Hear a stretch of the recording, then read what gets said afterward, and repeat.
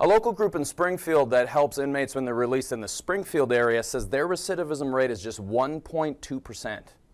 This program is life-altering, as in my situation, because, like I said, the street wasn't an option. When Bernie Davis was released from prison last year, he was worried about how he was going to get a job. He says many employers won't hire felons like himself. The first question they asking are you an ex-felon, or have you been in the penal system? And that's where a program called Shifting into New Gear comes into play. A former inmate, Leonard Joyner, heads it up.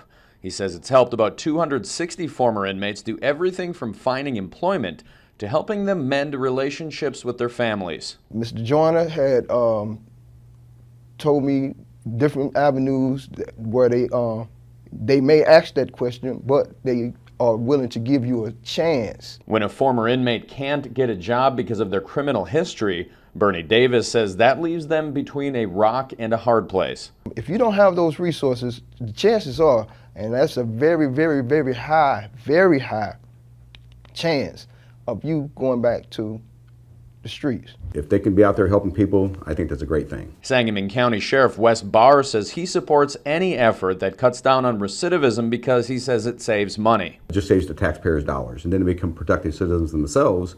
And you know, it's good for them, it's good for their family, it's good for the community, and obviously it's good for law enforcement. Barr says many former inmates deserve a second chance. We all sometimes make mistakes when we're younger, and really that shouldn't follow you your whole life unless you continually get in trouble.